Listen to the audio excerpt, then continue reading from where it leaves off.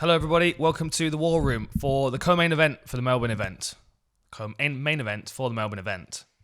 It's a good one. It's a fun one. So I've done my research this morning over several coffees, and I'm ready to deliver my verdict and let you know what I think. Okay, so let's start with Dan Hooker. What I expect from Dan Hooker is for him to fight at distance as much as he can in this fight. With Iaquinta, you know what you're getting from Iaquinta. He's effective at what he does, but what he does doesn't really change from one fight to the next. Heavy on the lead leg, stalking his opponent down, coming with that right hand over and over again, but quite vulnerable to attack, quite vulnerable to a lot of attack, and durable because of it. So what I'm expecting with Dan Hooker is for him to move back. He counter-strikes moving backwards very well. We saw that against Ross Pearson.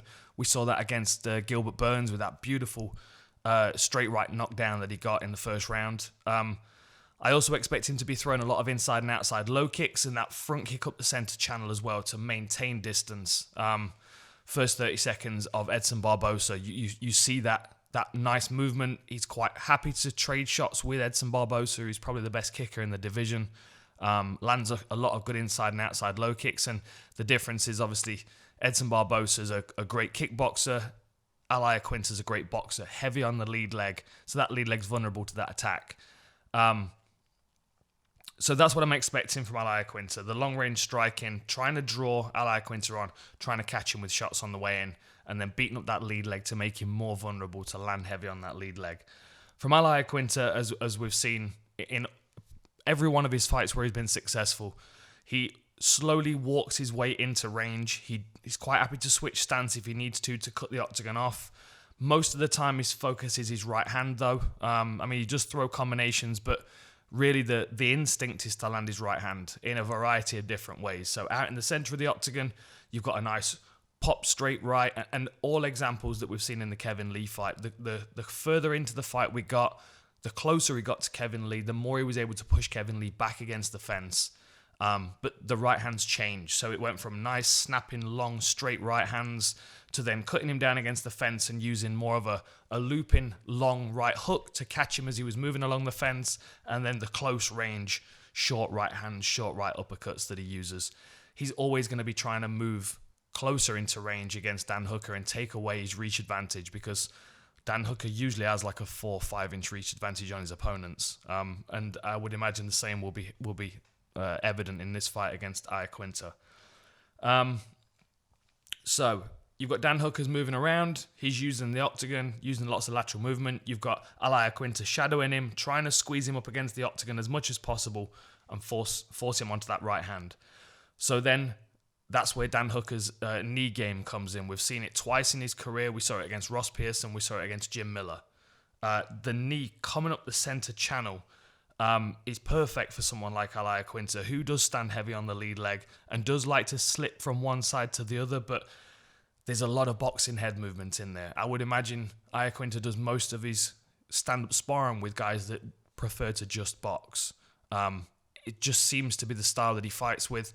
I would imagine that someone that throws a lot of knees and kicks in a sparring session would catch him quite a bit, especially up that center channel.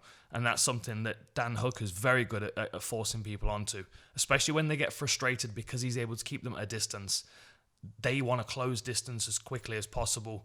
Iaquinta, I wouldn't be surprised if he tries to stitch some wrestling into this one to make his life a bit easier. So that again makes him vulnerable to that center channel, that knee coming up the middle, which we've seen Dan Hooker use a lot of times. As far as Iaquinta's wrestling goes, Iaquinta's better over 5 rounds. That's what I think. I feel like his durability and his conditioning is one of his biggest weapons. Again, going back to the Kevin Lee fight, you could see Kevin Lee fade as that fight went on. But he doesn't have the luxury of the championship rounds in this fight because it's co-main event. It will only be 3 rounds, which means that I think he has to work a bit faster. I think he might lean on his wrestling a bit more so he's not as vulnerable to the long-range counter-striking of Dan Hooker early on. So I feel like Iaquinta might start even more aggressively, close distance quicker, and try and wrestle, try and push him up against the fence and get takedowns. So we're going to see some takedown defense from Dan Hooker.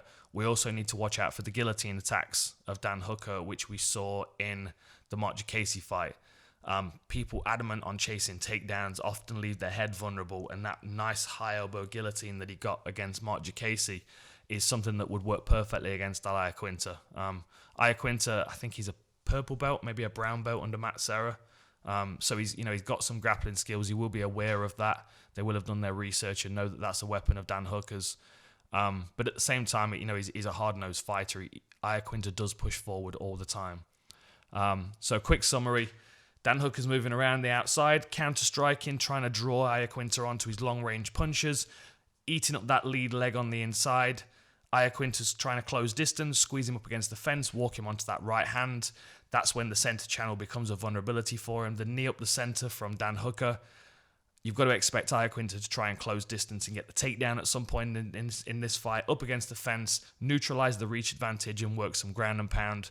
And then that's where we see some takedown offense of Dan Hooker and the guillotine. So a few different ways this can play out. It might just be a striking affair. There might be a lot of grappling exchanges. I mean, both of these guys have got assets in both regions. I would say that Dan Hooker's got a more varied skill set, whereas Iaquinta's a more consistent skill set. You know what you're going to get from Iaquinta. Hell of a fight. Hell of a card. Enjoy the fights. See you next time.